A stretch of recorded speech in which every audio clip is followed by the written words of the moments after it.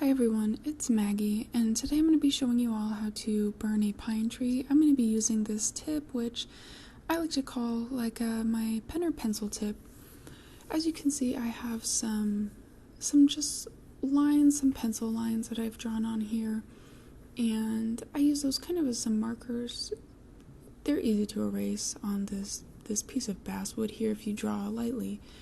I'm going to start off with somewhat of a straight line. It really doesn't have to be too straight. Most trees aren't that straight. So we're just going to go over a little bit, make it a little bit thicker at the bottom, the way most trees are shaped.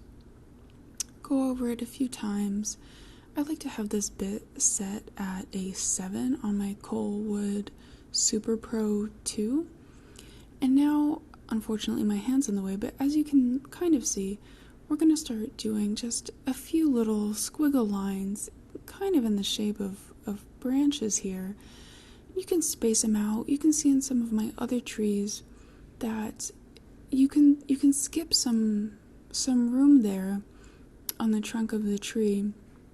It doesn't have to be super heavy. You can leave some room. You can go all the way down to the base of the tree. You don't always have to. We're going to zoom in here a little bit so that you can see in more detail what it looks like there. And now that I'm finishing up each little squiggle here, we're going to go back through, and you see that we're going to outline the shape of that tree. We're going to put a little bit of a silhouette around that, so you can see here what those squiggles look like. But so now we're going in with that silhouette, and it's just gonna define that tree, give it some more shape, make it stand out a little bit more from the other trees around it. And this is a super quick, easy process. You saw how quick that tree went down on that piece of wood.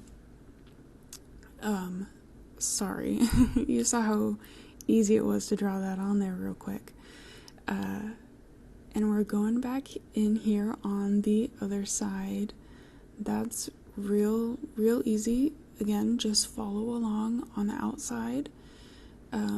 Not pressing too hard, pressing about the same as you would with probably a pen or a pencil. Again, I have this set on 7 for the heat. It goes all the way up to 10.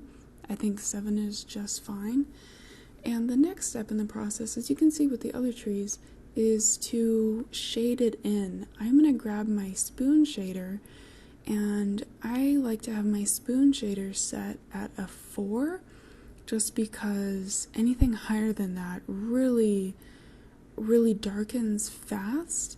And with the level 4, I find that I have a lot more control, and I can build up that heat. You'll see there's that spoon shader there. I like to use the larger one. I have a small one. I just don't like to use it as much. And here I am, completely blocking the view, unfortunately, but you'll see I'll switch to my right hand in just a second. It's hard to film being left-handed.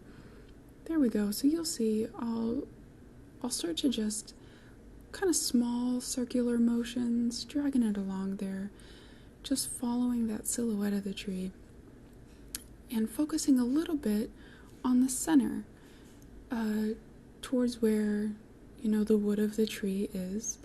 And this is just a very simple, easy process, but it really produces a nice, pretty realistic looking tree for great backgrounds. This piece is a commission piece of a fly fisherman that is going to be going up in a cabin around the Yellowstone area. So having trees like this in the background works very well. I'm going to put some mountains back there. You can see that I started a little bit on the water. There's some rocks and some bushes, some brush down there that also has some shading. Like I said, I like to use level 4 on my Coalwood burner, just because it gives me a lot more control. I can go back in, add a lot more shading. Just start off simple. Of course, you can always take some back with sandpaper, but I like to be able to just add as I go along and not be worried about having to remove any burning that I've done, because that's kind of difficult. This is a piece of basswood that I got from Michael's craft store. Basswood is always such a nice piece of wood to burn on because it's pretty hard. Holds lines really well, doesn't burn too fast, so you don't get a lot of excess burning, kind of a bleeding type of burning. I love it. Another good place to get wood is like Lowe's or Home Depot. You can get nice pieces of like teak wood for not too expensive, but make sure to burn in a well-ventilated area. Make sure that you're not, in a super closed-off space, breathing that smoke right in. You want to make sure if you're indoors, you have windows open, you have a fan running, just keeping yourself safe. As you can see, I have the other trees. Some of them I've burned a little bit more, some are a little lighter. I still have these 2 trees on the end to do, but make sure not to make all your trees the same color. Give them some variation. You can see I'm going back through to different spots and adding a little bit more color in. I've followed along the center, gave that core of the tree some more color, just adding a little, customizing it a little bit. I'll go back later and add this shading to those other trees, but for now, that'll be it.